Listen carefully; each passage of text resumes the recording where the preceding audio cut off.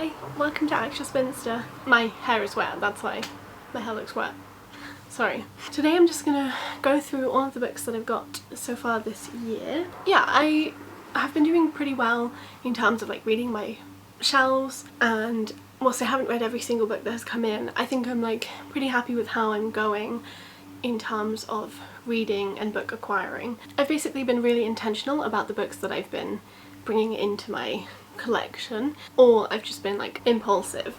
So like sometimes I think very deeply about the books that I'm getting and sometimes I haven't, but as I still have only accrued like a very small number of them in comparison to like getting books in the last few years. So there's like a couple things that I've bought because I wanted to do like a project. So specifically my translated Yiddish women writers project, I didn't have any to do that project, which is partially why I wanted to do that project, but it does mean that every book I've had to buy or figure out a way to get, because generally they're also quite hard to track down, so I have to sort of buy a copy rather than like the library having one or whatever. And I don't think any of the ones the three I've read so far have like audiobooks or anything. So yeah, I mean they might have some audio versions in Yiddish. In fact, I'm pretty sure they would probably at the Yiddish Book Centre, like online, but obviously like I can't read or speak Yiddish.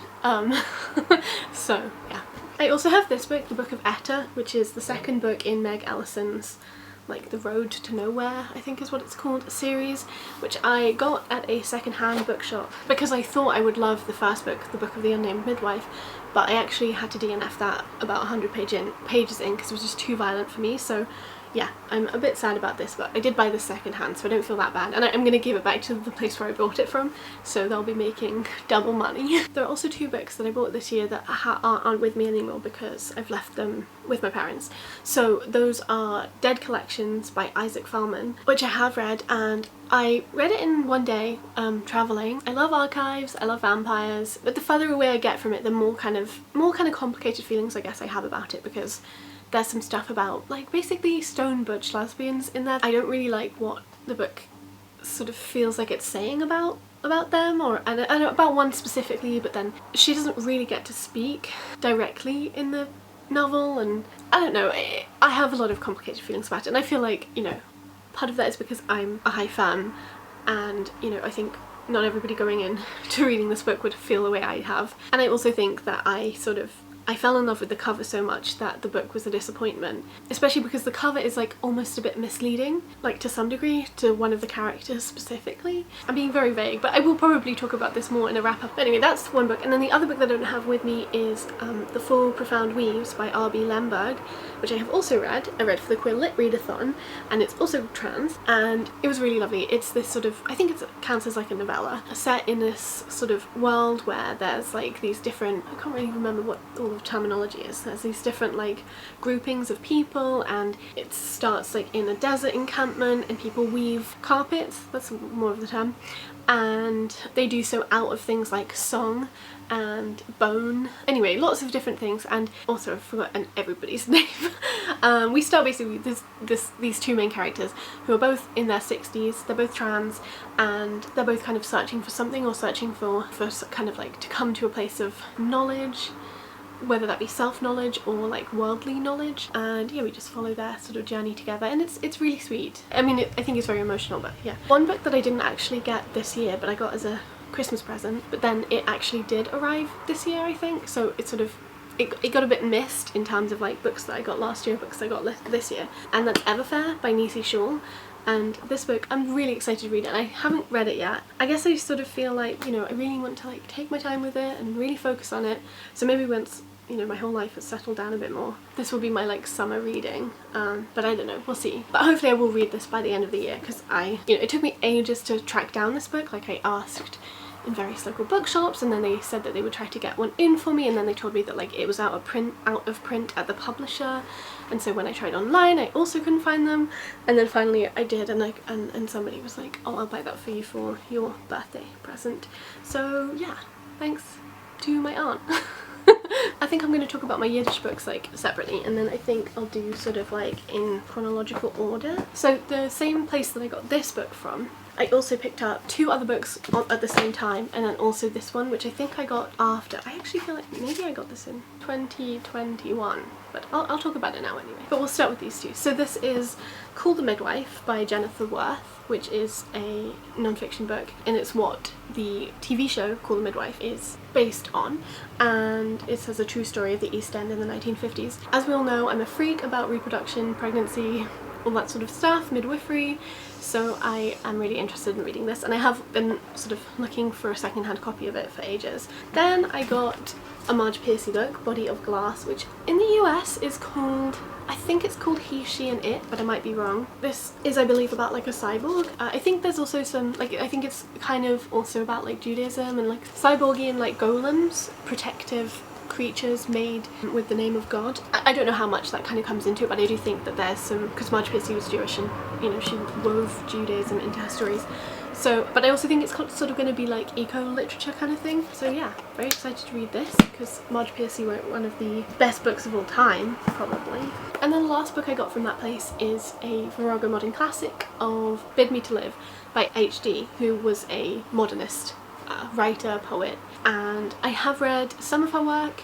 I've never actually completed her novels. They're quite like difficult to read, but this is quite a lot, like it was published quite a lot later. I think it was from the 60s, but it's set in 1917. And she started writing poetry and is queer, so that's important information, I think. Then I got When the Tiger Came Down the Mountain by Niveau, which I have read and I really enjoyed and I've talked about on my channel, so I won't anymore. Then I've also got A Master of Gin by P. Jelly Clark, which I also have read and I've also talked about on my channel, and I really found it very enjoyable. I love the world, I love Fatma, I basically love everything about this. Then I've got this one which I haven't read, and that's Kith and Kin, or like Vox Machina Kith and Kin by Marika Nijkamp, and it's a story about the twins, who are 2 characters that Laura Bailey and Liam O'Brien play in Critical Role in Campaign 1, and I'm really not a fan of Campaign 1, but I love Laura Bailey and I quite like Vex and Vax's dynamic, so I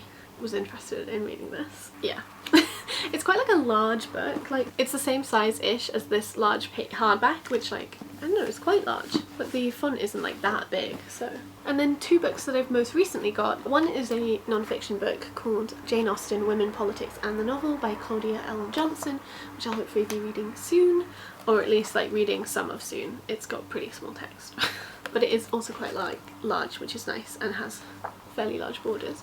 And I heard about this, like lots of people on BookTube on Ron Lit's channel, so I'm excited to read that. And I have also been like looking for a copy of this for ages. It's secondhand, it actually came from the same place most of my secondhand books this year have. And then my most recent book is Piranesi by Susanna Clarke. I guess I've just been kind of like feeling really sick and wanting to read books that are in some way about my awful experiences. God, I'm about to cry. And you know, I've heard really good things about this. It obviously won the Women's Prize for Fiction last year, and it's pretty short too, and yeah, you know, I'm ready to get confused, because that's how I spend a lot of my time, trying to figure out what's going on inside of my body. So yes, and then the 3 books I have for my translated Yiddish women writers project, which isn't a very catchy name, but anyway, are these 3. So I've got Diary of a Lonely Girl, or The Battle Against Free Love by Miriam Karpilov, translated by Jessica Curzane. I have read this, I read it in February, and it was really interesting. And actually, I think this book is like quietly complicated. Like, it seems more simple than it is, and it's actually very thought-provoking and full of a lot of like really meaningful, or like, I think it's very like on the nose about gender and oppression and capitalist patriarchy basically. And I think, yeah, it's really interesting. And some books that I've been reading recently, I feel like have these kind of like tendrils of connection between, not that I think that it inspired them, because I don't think that the people would have read Yiddish, and this is a recent translation, but yeah, you know, it just feels like very relevant, even though it's 105 years old, something like that. So yeah, the next Yiddish women in translation book that I read was Judith, which is also by Miriam Karpilov, and it's also translated by Jessica Curzane. My buddy read this with Sean from Story Time, and I really enjoyed it as well. You know, it's much slighter, and it's like kind of a different book.